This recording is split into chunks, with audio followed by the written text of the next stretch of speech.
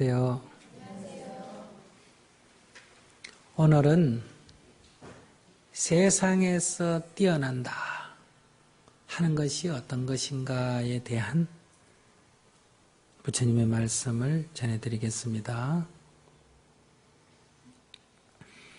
부처님께서 강가강을 건너 안가국 아바나라는 마을 밖 숲속에 머물고 계실 때였습니다.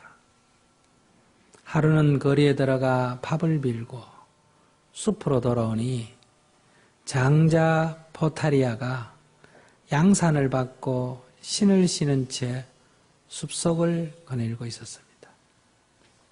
그는 부처님을 보자 가까이 와서 인사를 한 뒤 부처님께 여쭈었습니다. 그때 부처님은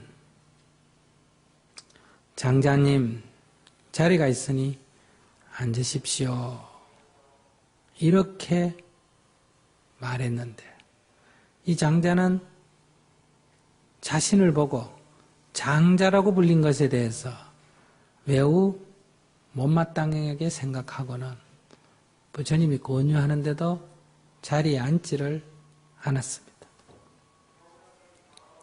그러면서 하는 말이 부처님 나를 장자라고 부르는 것은 마땅치 않습니다. 라고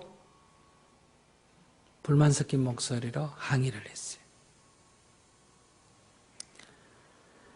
그러니까 부처님께서 그래도 당신은 장자의 차림을 하고 있지 않소? 하고 대답을 했더니 부처님 나는 처자와 살림을 다 버리고 세속을 떠난 사람입니다.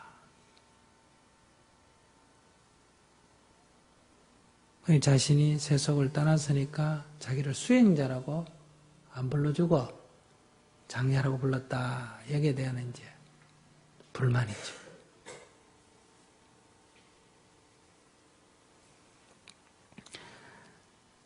그러니까 부처님이 당신은 어떻게 찾아와 살림을 버리고 세속을 떠나서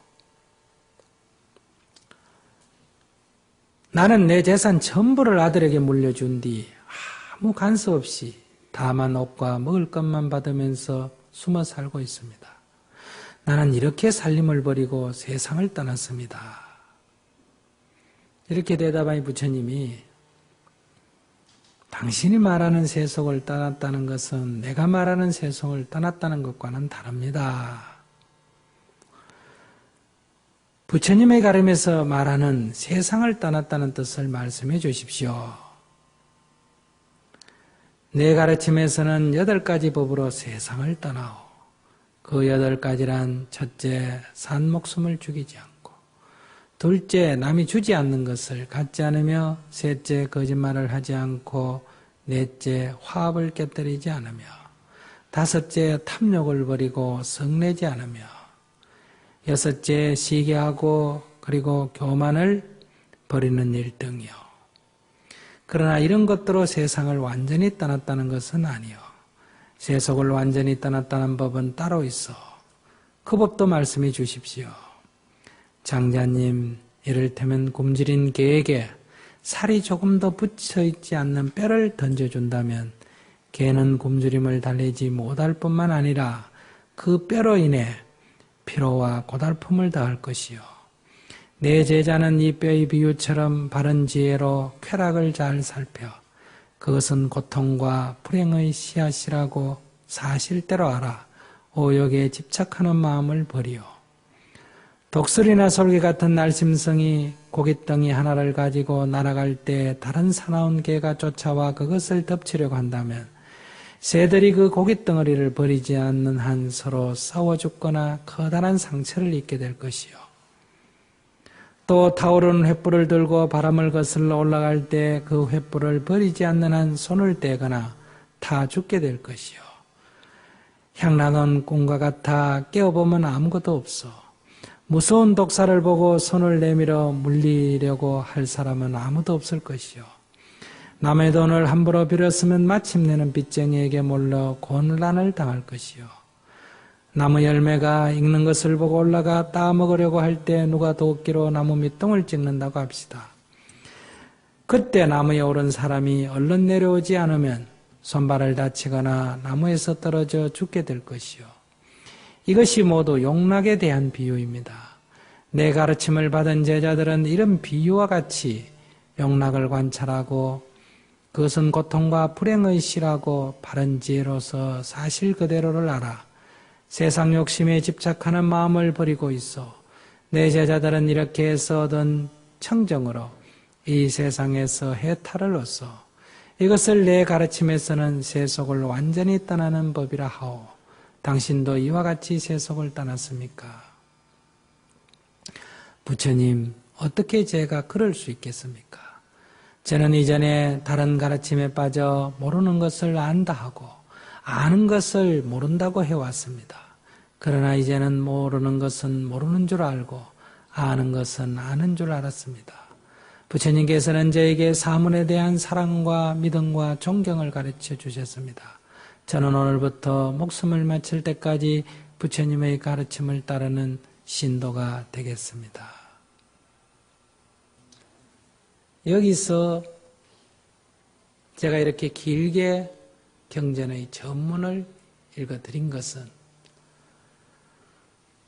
부처님의 이 비유가 너무나 적절하고 많기 때문에 제가 하나라도 빼먹지 않으려고 이렇게 말씀을 드린 겁니다. 장자라고 하는 것은 세속에서 돈벌이하고 사는 사업가를 말합니다. 요즘 우리가 부르면 그냥 거사님, 처사님, 보살님 이렇게 부르는 분이죠. 근데 이분은 인도의 전통에 따라서 자기도 수행 한번 해볼 거라고 재산을 아들한테 또 물려주고는 잘 입은 옷차림 그대로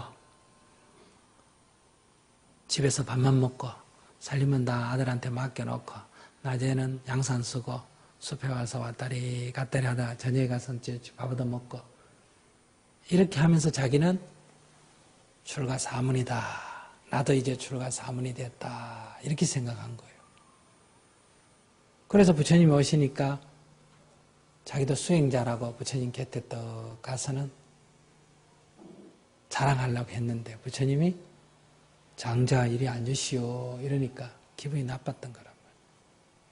나도 사문인데 사문으로 부르지 않고 왜 나보고 장자라고 부르느냐. 여러분도 살림은 집에 맡겨놓고 통장도 어디 넣어놓고 아시겠어요?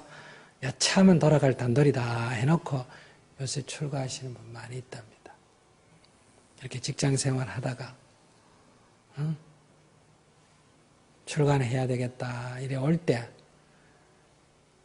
다 요즘은 통장 가지고 온다는 거예요. 그래가 이제 공부하다가 마음에 안 나면 그냥 가버리고 또 신병훈련소 졸업하듯이 행자 거쳐가지고 계를 받으면 가진 돈 가지고 편안한 생활을 영위한다. 이렇게 되면 모양은 스님이지만은 사신 출가가 아니다. 이렇게 말할 수 있다 이 말이야.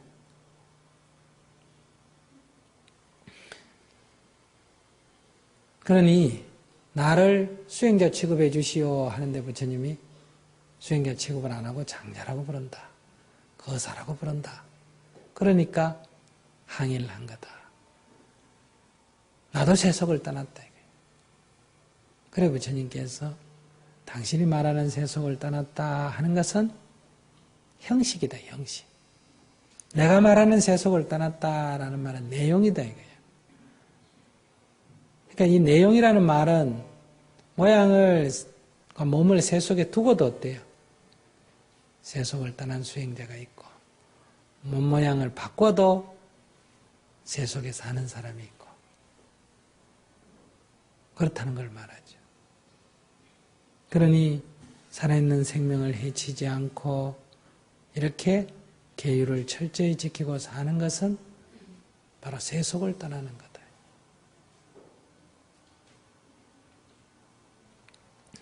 거기서 더 나아가서 세속을 떠났다 하는 가장 핵심은 이 세상을 여실히 보는 거예요. 이 세상을 보면 세상은 두 가지예요. 하나는 고고, 하나는 낙이에요. 우리는 고는 싫어하고 낙은 좋아합니다. 고는 버리려고 하고 낙은 움켜쥐려고 해요. 근데 고락이 어디서 생기느냐? 다 우리들의 욕구, 욕망에서 생깁니다. 내가 바라는 이 욕구대로, 뜻대로 되면 생겨나는 게 낙이에요. 원하는 대로 되면 기분이 좋죠? 그게 낙이라 불러. 원하는 게 안 되면 기분이 나쁘죠? 그걸 뭐라고 한다? 고라고 한다. 그래서 우리는 고는 멀리 가고 낙을 얻으려고 하는 거예요. 이 고의 극치가 지옥이고 락의 극치가 천상이에요. 그 중간에 적당하게 섞인 게 뭐다? 악이고 축생이고 인간이고 수라고 그런 거예요. 나누면 육도라 그러고 극단으로 말하면 지옥과 천상이에요. 쉽게 말하면 고락이에요. 고락. 고락의 오르고 내림, 이게 윤회라는 거예요. 근데 인생이 고다, 일체가 고다, 이 말은 인생이 다 락은 없고 고만 있다 이런 뜻이 아니에요. 이 락의 본질, 락의 실체를 알아차리면 그 락이라는 것이 사실은 고다 이 말이에요.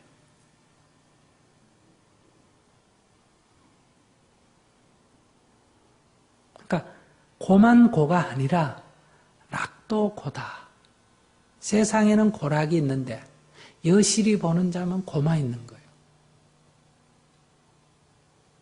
그러니까 이걸 잘못 이해하면 왜 세상에 고만 있느냐?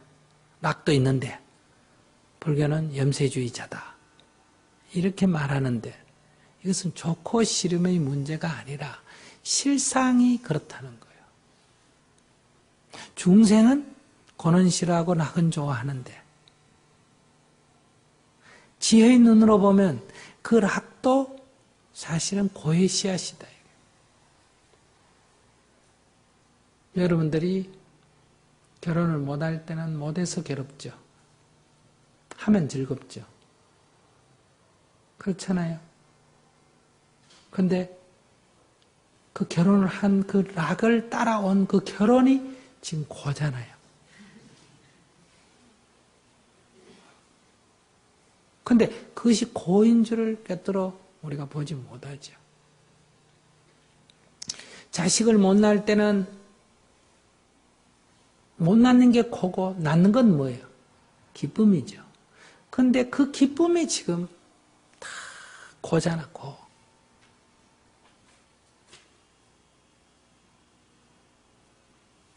이해가 조금은 돼요? 다 이렇게 그 락이라고 하는 것의 본질이 사실은 고라는 거예요. 그래서 이것을 여인의 몸에다가 비유를 해서 대단히 죄송하게 됐는데 여인의 아름다움은 락을 상징하는 거란 말 아시겠어요? 그런데 부처님께서 그 마왕의 세 딸에 대해서 손가락으로 탁 건드려 버리니까 어때요? 노파가 돼버렸다. 그 말은 본질은 고다 이런 얘기예요. 세상에는 젊음과 늙음이 있고 고와 락이 있다 하지만은 지혜의 눈을 가진 사람은 그 락이 고임을, 젊음이 본질이 늙음임을 꿰뚫어 본다. 이런 의미예요.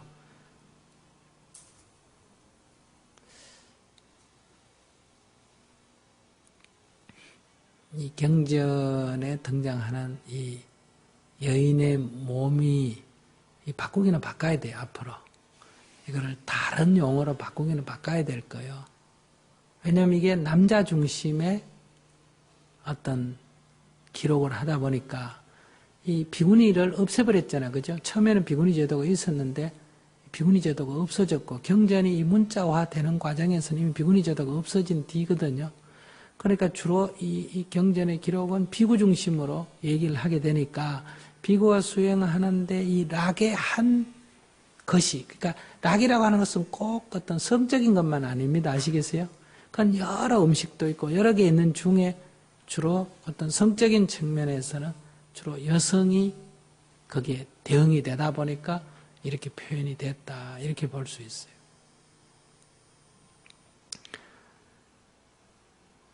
자, 그런 데서 그 본질을 꿰뚫어 본다는 개념이에요. 근데 여기에서 등장하는 게 뭐예요? 첫째가 개가 빽따기를 무는데 그게 아무 살점이 없는 것은 처음에 좋다고 탁 물었지만 아무런 이익이 없어서 수고만 한다. 매가 고깃덩어리를 물고 날랐다 이게. 그래서 개가 쫓는다 이게. 그러면 그 고깃덩어리를 물 때는 좋았죠. 그러나 그 고깃덩어리로 인해서 자기 목숨을 잃게 된다. 살기 위해서 물었는데 결과적으로는 죽게 된다. 과일을 따러 나무에 올라간 것은 뭔가 좋은 것을 얻기 위해서 갔지만 누가 밑에서 도끼짓을 하고 있다면 어떻게 해요? 빨리 뛰어내려야 된다는 거예요. 거기 있으면 죽게 되니까. 그러니까 고깃덩어리가 나쁘다가 아니라 그 고깃덩어리로 인해서 죽음이라는 위험이 오면 고깃덩어리가 아무리 자기가 좋아도 뭐 해야 된다? 현명한 사람은 버린다. 과일이 아무리 먹고 싶지만 이런 상황일 때는 뛰어내린다는 거예요.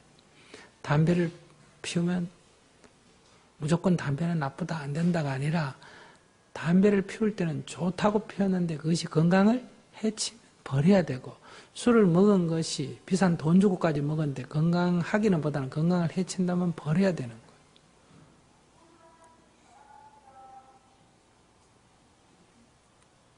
그 락이 고가 될 때는 그 락이라 하더라도 버려야 되는 거예요.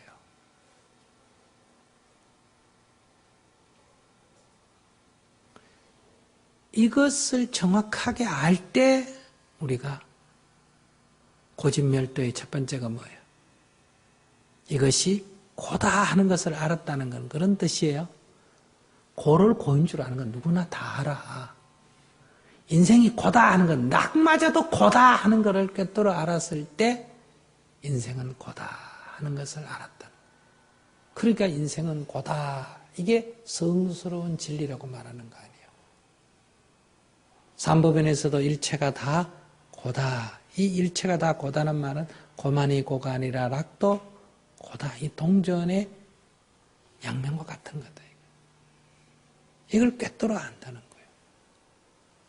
이거 쉬운 일이 아니에요. 미리 안다는 거 아니에요. 어떤 사람이 나에게 돈을 가져와서 준단 말이에요. 기분 좋잖아, 그지? 이 돈이 곧 나에게 독과 같은 거다 하는 거를 알아야 되는데 그 지혜의 눈이 없으니까 그걸 못 봐가지고 요즘 망신 사는 정치인들 많죠? 그 작은 것 때문에 결정적인 순간에 장애가 된단 말이에요. 그걸 안다는 게 얼마나 지혜로움이에요. 그럴 때는 그 돈이 아무리 좋지만은 받아야 돼, 안 받아야 돼? 안 받아야 돼. 안 받는 게 나한테 이로운 거예요. 이게 지혜로운 자라는 거예요. 그래서 우리가 비유를 들 때 쥐가 쥐약을 먹는 것과 같다. 쥐가 배고프다 이게. 잘 사려진 음식을 만났을 때 쥐 입장에서 생각하면 이야 횡재죠, 그죠? 늘 쓰레기 뒤져고 먹었는데 상을 딱 차려주고 냄새도 좋고 빛깔도 좋고 이제 내 시대가 왔구나 이렇게 생각한단 말이에요. 그래서 먹게 되지만 그것은 죽게 되는 길이다. 그래 아무리 빛깔이 좋고 차려지고 냄새가 좋다 하더라도 그게 독약이 튼 줄 알면 먹어야 됩니까? 안 먹어야 됩니까? 안 먹어야 돼. 아무리 배가 고파도 안 먹어야 돼. 그런데 어리석은 사람은 그럼 배고픈데 어떻게 안 먹을 수가 있냐? 넌 안 먹겠냐? 냄새가 그래 좋은데, 빛깔이 그래 좋은데, 나한테 그렇게 잘해주는데 어떻게 안 먹을 수가 있냐? 내 처지에. 이런 얘기는 어리석은 자가 하는 얘기예요. 그 처지를 이해 못하는 게 아니라 살려면 아무리 배가 고파도 먹지 말아야 되는 거예요. 정말 대통령이 되려면, 훌륭한 지도자가 되려면 그런 공할 때 돈이 필요하지만 더 큰 걸 생각하면 안 받아야 되는 거죠. 그게 지혜로운 자라는 거예요.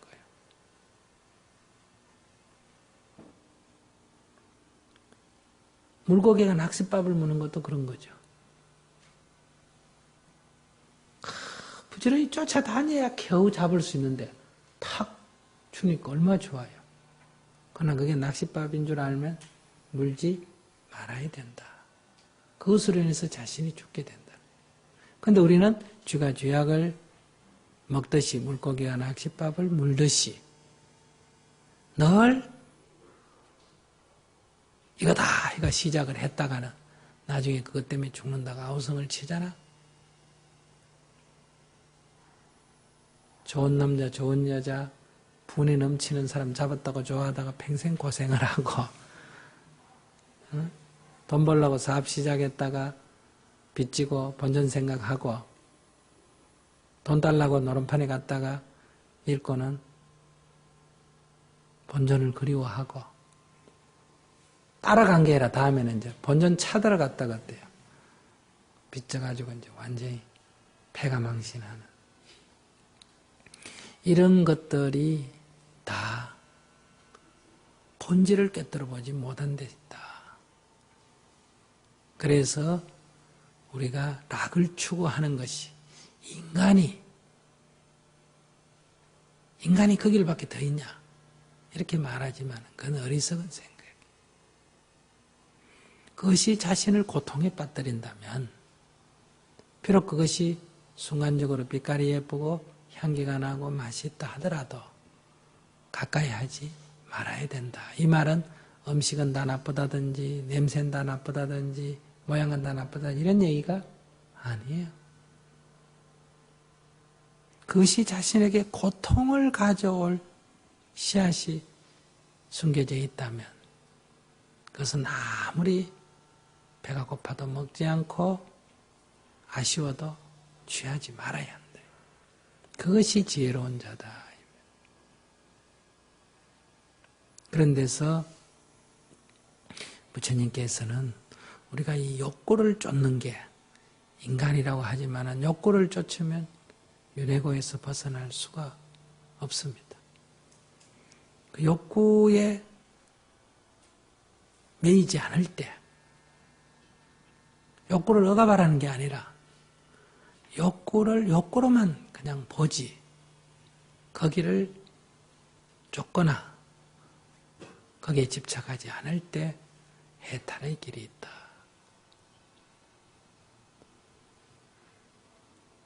그리고 우리가 인생을 살면서 한두 가지 그런 실수 소위 말하면 쥐가 쥐약을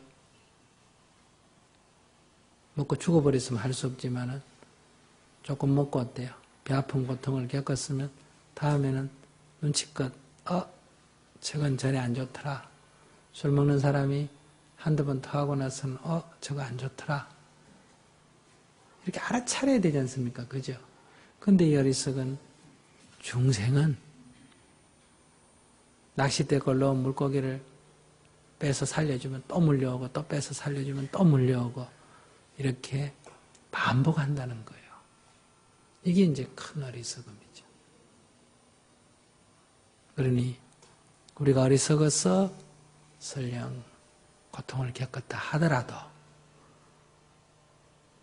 한두 번 겪어보고는 알아차림이 있어야 돼. 부처님 말씀을 빌면 제1의 화살은 맞을지언정 제2의 화살은 맞지 말라. 이런 지혜는 우리에게 있어야 되지 않겠냐. 그런 데서 욕망을 버려라 하는 것을 너무 어렵게 생각하지 마라. 나에게 고통이 올 것을 알아차리고 미연에 방지해라. 이런 얘기다 이 말이에요.